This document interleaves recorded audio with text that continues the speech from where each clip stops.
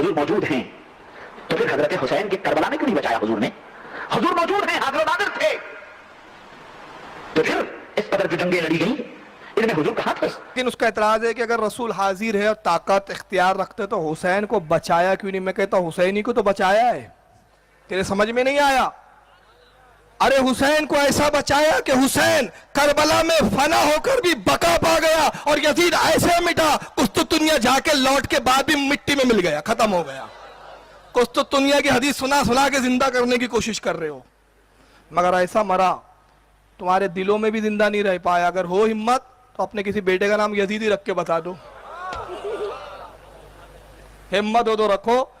ایک حسین کربلا میں شہید ہوا، کروڑوں غلام حسین پیدا ہو گئے۔ حسین ایسا زندہ جاوید ہے، اور حسین زندہ کیسا ہے؟ میں نہیں کہتا حسین زندہ ہے، حسین کو نبی نے کیوں نہیں بچایا؟ بچایا، بہت بچایا، ایسا مقام عطا کیا، ایسی بقا عطا کیا کہ قرآن نے کہا وَلَا تَحْسَبَنَّ الَّذِينَ قُتِلُوا فِي سَبِيلِ اللَّهِ أَمْوَاتًا بَلْ أَحْيَاءٌ عِندَ رَبِّهِمْ يُرْزَقُونَ۔ جو اللہ کی راہ میں شہید ہو جائیں ان کو مردہ نہ کہو، وہ زندہ ہے، وہ زندہ ہے، اور اپنے رب کے پاس رزق پاتے ہیں۔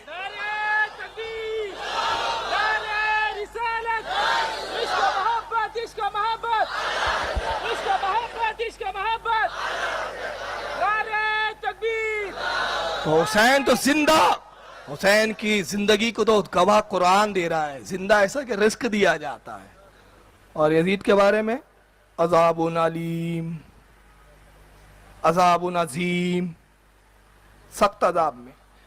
اور اگر زندہ نہ ہوتا، اچھا ایک چیز بتائیے، حسین کو رسول نے بچایا کیوں نہیں؟ ارے حسین بچنے کب گئے تھے؟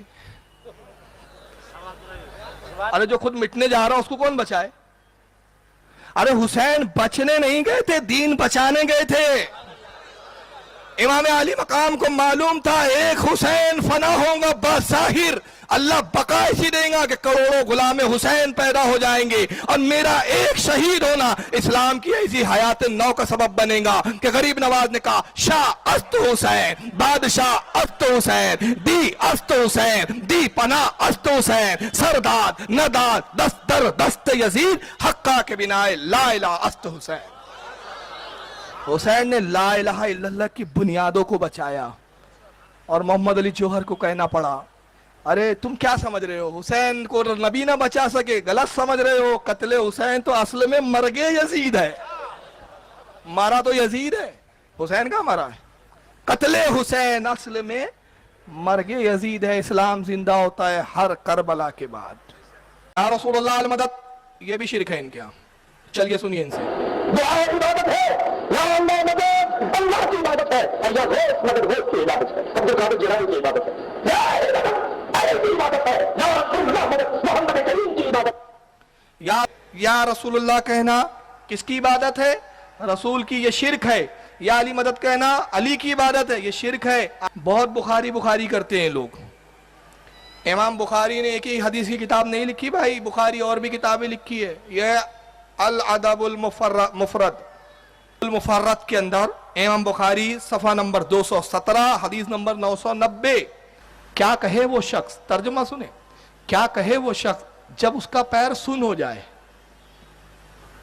پیر سن ہونا جس کو کہتے ہیں فالج مارنا، فالج مار دے تو پیر ہلتا ڈلتا نہیں ہے، جہاں ہے بس پڑا ہے، چمٹی لو احساس نہیں ہوتا، سوئی چباؤ احساس نہیں ہوتا، آدمی چلتا پھرتا نہیں ہے۔ امام بخاری کیا کہتے ہیں؟ کیا کہے وہ شخص جس کا پیر سن ہو جائے۔ اب راوی کہتے ہیں کہ حضرت عبداللہ ابن عمر کا پیر سن ہو گیا، فالج مار دیا، پیر نے ہلتا ڈلتا نہیں تھا، چل پھر نہیں سکتے تھے۔ فقال له رجل، ایک شخص ان کے پاس آیا، آنے والا شخص بھی صحابی ہے، اور اس شخص نے آ کر حضرت عبداللہ ابن عمر سے کہا اذکر حب الناس الیکا، اس شخص کو پکاریے، اس ذات کو ندا دیجئے، اس سے استغاثہ کیجئے، اس سے مدد طلب کیجئے جس سے سب سے زیادہ محبت کرتے ہیں، جو اس کو سب سے زیادہ چاہتے ہیں۔ تو حضرت عبداللہ ابن عمر نے کیا کہا؟ حدیث کے الفاظ ہے فقال یا محمد،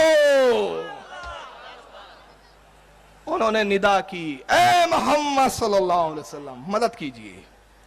یا حرف ندا اور استغاثہ کے لیے آتا ہے، میں نے جیسے پہلے بھی عرض کیا، یا جب عربی میں آتا ہے اس کا مطلب ہوتا ہے مدد، یہ عربی کا قاعدہ ہے۔ یا اللہ کہتے ہیں اے اللہ مدد، یا کہ میں نہیں مدد، حرف ندا، ندا دینا مدد کے لیے، یا اللہ اے اللہ مدد، یا محمد اے محمد مدد۔ راوی کہتے انہوں نے پکارا اور پیر ایسا اچھا ہوا جیسے کبھی سن ہوا ہی نہیں تھا۔ امام بخاری نے لایا اور امام بخاری نے بتایا دیکھو علاج بتا رہا ہوں میں، اب بتاؤ میں کٹر بریلوی ہوں کہ نہیں ہوں۔